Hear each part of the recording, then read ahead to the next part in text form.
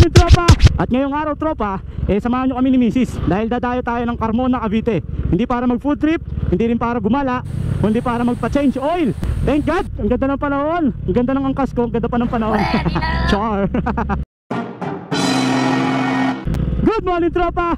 Today is July 10, 2024. At ngayong araw tropa, samahan nyo kami ni Mrs. Dahil dadayo tayo ng Carmona, Cavite. Hindi para mag food trip, hindi rin para gumala, kundi para magpa-change oil. Yon, change oil. Pero kasama ko si Mrs. ha. Papa-change oil tayo tropa sa aking kumbaga pinupuntahan tuwing ako may problema sa aking Duke. Walang iba kundi ang Andres Motor Parts na matatagpuan sa bayan ng Carmona, Cavite. So, ano pa inaantay natin?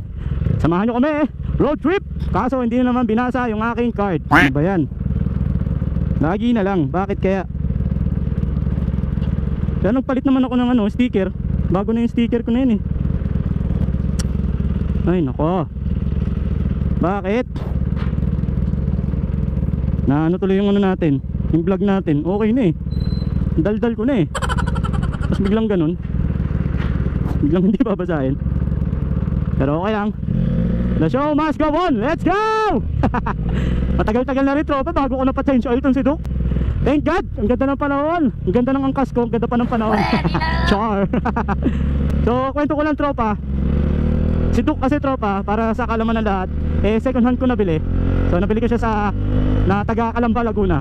So nung nabili ko to 1 month, wala pang problema si Duke. Okay pa. Pero habang tumatagal, lumalabas na yung mga problema ni Duke. One time, pauwi kami ng Manila, tropa, bumigay yung ECU niya tropa, ECU. So natenga si Duke dun sa Manila. So ang dami kong kinontak, humingi ako ng tulong sa page ng mga KTM. So una, napunta ako sa hindi magandang mekaniko. Tumagal si Duke doon, walang nangyari. Gumastos ako, walang nangyari. Hanggang sa meron nag-comment at nag-suggest na daling ko daw si Duke sa Andres Motor Parts na matatagpuan sa bayan ng Carmona, Cavite. So dinala tong si Duke una sa Silang Paata yun o 13. Nandun si Duke, kinuha ko, pinalala-move ko papunta ng Carmona, Cavite. And thank God tropa, simula noon lahat ng mga naging problema ni Duke, katulad ng sa stator, sila lahat ang gumawa. So may i-recommend ko talaga ang Andres Motor Parts kasi lahat ng kailangan nyo sa inyong Duke 390 or anything basta Duke, meron sila at alam nila kung anong gagawin. Unang tingin pa lang nila tropa, alam na agad nila kung anong problema. So yun yung dahilan kung bakit naisip ko na mag-vlog ngayon. Dapat dati pa eh. Pero eto na, i-vlog na natin ang Andres Motor Parts na matatagpuan sa bayan ng Carmona, Cavite. So enjoy muna natin tong rides natin. Let's go! Lalapatan natin ng total music please.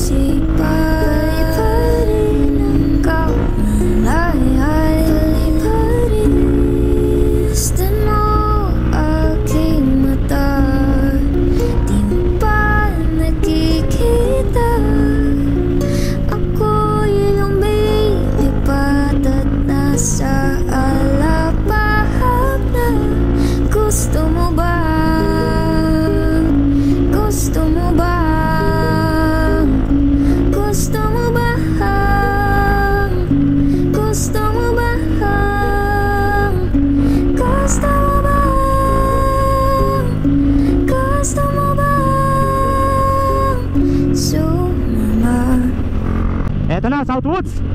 Exit tayo ng Southwoods mga tropa. So hindi pala Carmona tropa, GMA pala, GMA Cavite. So here we go. Exit na tayo ng Southwoods. Tapos bye-bye natin yung mga subdivision.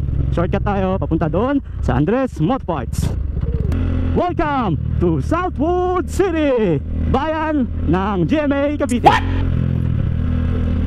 Ay, binyan daw. Binyan daw sabi ni Mrs. A few moments later. So ito na tayo tropa. Dito na tayo sa Andres Motorparts, located dito sa GMA Cavite. So ayan na, yung dock natin. So napalitan na ng langis or tinanggal na yung lumang langis, papalitan na ng bagong langis. Para syempre kondisyon na naman siya. Kasi araw-araw natin ginagamit yan. Yan yung ginagamit natin pagpasok ng trabaho. Napakaswerte natin kasi konti lang yung ano nila ngayon, mga customer nila. So meron tayo naabutan kanina. So patapos na dumating tayo. So tayo na agad yung nakasalang. So kung gusto nyo pumunta tropa, kung may mga KTM kayo, so I suggest dito nyo dalhin. Kasi may mga experience ako na kung saan yung KTM ko, nung nabili ko siya, second hand kasi nabili yung KTM ko. So after 1 month, okay pa, di ba? Siyempre. After mga 2 months na, yun na, naglabasan na yung sakit ng Duke 390 natin. Unang sakit niyan, battery. Tapos sumunod na is yung fuel tank. Tapos ECU, nagka-leche-leche na. So yung motor natin, naghanap ako ng gagawa. Unang pinuntahan niya sa 13 Martires, napakalayo. Imagine from Manila, kung kasi kami inabot ng sira. So pinadala ko pa siya from Manila to 13. Ang kaso, sa 13, natenga siya ng 1 week nang hindi ginagalaw. So nagsuggest ako na maghanap pa ng iba. So napakaswerte naman kasi sa page ng mga KTM, may nagsuggest sa akin, nadalhin ko daw sa Andres Motorparts, located dito sa GMA Cavite. So hindi na ako nagdalawang isip. From 13, pinakuha ko na naman si Duke. Pinalalamove ko na naman. So grabe expenses ko na. Pinalalamove ko siya from 13, papunta dito sa GMA Cavite. So pagdating dito, ayun na nga, hindi lang fuel pump yung naging problema. So nung troubleshoot nila, pati yung ECU naapektuhan na. Kasi mali yung wiring, yung pagkabit o yung pagbalik ng mga wire. So naapektuhan yung ECU natin. So dalawa na yung problema. Yung ECU pati yung fuel pump. Nakaka-stress, di ba? So para sa akin, bilang isang KTM owner, huwag kayong manghihinayang sa gagastusin nyo kasi kung maayos naman yung motor nyo. Kasi ako, yun yung naging problema ko naghanap ako ng mura o yung pinakamura na sa tingin ko makakatipid ako. Kaso kabaliktaran yung nangyari. Imbis na makatipid ako, lalo pa ako napamahal, di ba?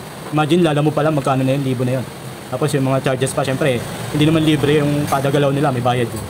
So yun lang yung mga naging experience ko sa Duke 390 ko. Common na yun, di ba? Sa mga second hand. Pero lessons learned na talaga na kung gusto mo talaga maayos yung motor mo, dalhin mo siya doon sa talagang trusted na yung mga tao o yung marami kang munang pwedeng pagtanungan bago ka magdesisyon. So ang KTM kasi maraming page yan. So pwede nyo rin itanong itong KTM sa KTM page, itong Andres Motorparts, para makasiguro din kayo at para malaman nyo kung totoo yung mga sinasabi ko. So ongoing na yung change oil ng Duke 390 natin. So ang itim na nun lang is medyo matagal na tropa bago na palitan kasi hindi budget. Pero pinag-ipunan ko talaga para mapalitan na ngayon. Panggit ko na kanina to tropa sa habang nagda-drive tayo. So habang nagpapagawa kayo dito sa Andres Motorparts, hindi kayo maiinip kasi free wifi sila tropa. Imagine si Mrs. nag-wifi niyan. So at the same time may CR din sila. So tapos may kainan, maraming kainan sa harap. So habang nag-aantay kayo, marami kayong pwedeng gawin. Pwede kayong mag-YouTube, pwede kayong Facebook, pwede kayong kumain, anything. Marami kayong pwedeng gawin. Hindi kayo maiinip. Yan yung kagandahan dito sa Andres Motorparts. Hello po, magandang hapon po sa inyong lahat. Ako po yung si Tito Andres nyo, may-ari po ng Andres Motorparts, motorcycle and accessory shop. Ang amin pong main din na ginagawa namin dito is purely more on KTM bikes. Well, we accept also yung ibang mga brand ng mga bikes, 400 to 400cc pataas. So, welcome po kayo dito sa amin sa shop para po makapag-check, pagawa, kung ano po yung mga repairs na ipapagawa ninyo. Dito po sa shop, we do almost all kinds of works na po, even restoration, yung mga usually mga KTM bikes namin na involved sa mga accident yan. May mga ganyan na rin po kami mga ginagawa rito. And currently po, may mga ginagawa na rin po kami ng mga higher displacement po, like mga 790cc, 990cc ng KTM. Nagpo-provide din po kami ng mga parts na yun para sa kanila. And currently po, ito po yung condition po ng aming shop. Medyo marami na naman po kami gawa. Awa naman ng Diyos, hindi naman po kami talaga nawawalan. So if gusto po ninyo na mag-order po sa amin ng parts online, pwede po kayo mag-message po sa amin. Message nyo lang po yung Facebook ng Andres Motorparts. And yung official page po ng Andres Motorparts, which is named Andres Motorparts din po siya. So dalawang name din po yun. Makikita nyo na lang din po yung sa Facebook kung gusto po ninyo mag-order ng mga parts. Marami po kami mga available na parts dito. From electricals, lahat po ng mga engine parts po ninyo, specifics for mga 200cc, 390cc, 690cc, 790cc, 890cc. up to hanggang sa 1190, 990, and 1290. Orderable po yan dito sa amin sa shop. So if in case may mga rare parts po kayo na kailangan po na orderin po sa amin, huwag po kayong mag-hesitate na tumawag po sa amin anytime. So madali lang naman po kaming i-reach out kung sakali po. And then with regards naman po sa price, we can adjust on everything naman. Then ang service po namin dito sa shop, kung gusto po ninyo na mag-visit or mag-book ng schedule, we also do maintenance, installation po ng mga accessories like yung mga horn, mini driving light, and then tracing po ng mga wiring. Yan po, yung mga pinaka-paborito namin ginagawa rito sa shop is yung mga, usually yung mga electrical parts yan kapag may mga problem here na hindi na nare-resolve basta. We also do yun yung mga pagre-revive ng mga wiring harness, anything na rin yan. So ano yung naging possible po, paano namin siya matipinpoint, kung ano yung dapat gawin. Dito po namin yung ginagawa. Then, so kapag may ibang mga shops din, awa na Diyos, nagtatanong din sa amin, kung kailangan ng tulong namin anytime, pwede naman kami tawagan. So yun po yung mga service namin dito sa shop. So kung kayo mahiya or do not hesitate na magtanong, kung ano po yung mga possible na problems ng ATM ninyo, yan, or punta kayo dito sa shop kasi po ang checking naman dito, wala naman po kami bayad sa mga checking. Basta sabihin namin sa inyo kung ano yung mga possible na pagpalitan. Tapos yung pagpapalit naman kasi ng pyesa, hindi naman po dapat agad-agad. Kumbaga gradual lang po tayo. Yun po yung ginagawa po namin talaga dito sa shop. So sana punta kayo. Tuesday hanggang Sunday, ang opening ng shop is 9 AM. Nagko-close kami usually. Ang pinakasagat namin is around 8 PM. Pero depende po yan sa dami ng mga kliyente na pumupunta at yung haba ng mga ginagawa namin mga bikes. Every Monday lang po kami nagsasarado. So ayun, kasi talagang pahinga rin kami. Mabigat yung trabaho sa mga bikes kaya kailangan namin pahinga ng isang araw. So yun, maraming salamat po sa inyo. And I hope sana tayo magkita-kita po dito sa shop. Magkamustahan po tayo. Anything about KTM, sabihan nyo kami, tingnan nyo kami, pwede nyo kami i-reach out, tawagan nyo po kami, kausapin nyo kami, wala pong problema. So yun, see you on the road, and ingat po kayo palagi, and ito yung masabi namin sa inyo. At saka po sa KTM, wag na wag po kayong gagalaw ng bagay na hindi nyo po alam. Okay, yun lang po para hindi po masisira yung mga bikes nyo. Magtanong, bago dumalaw, na kung ano-ano sa motor. Okay? Maraming salamat po sa inyo. Tito Andres po, at your service, and Team Andres Moto Parts, in behalf of our families and Team Andres Moto Parts. Dito lang po kami. Maraming salamat po sa inyo.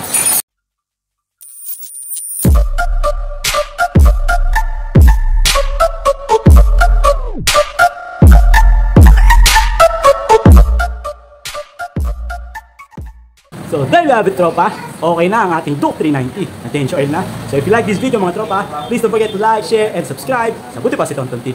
Hanggang sa susunod tropa, Buti Pa Si Tonton. Peace. Bye-bye.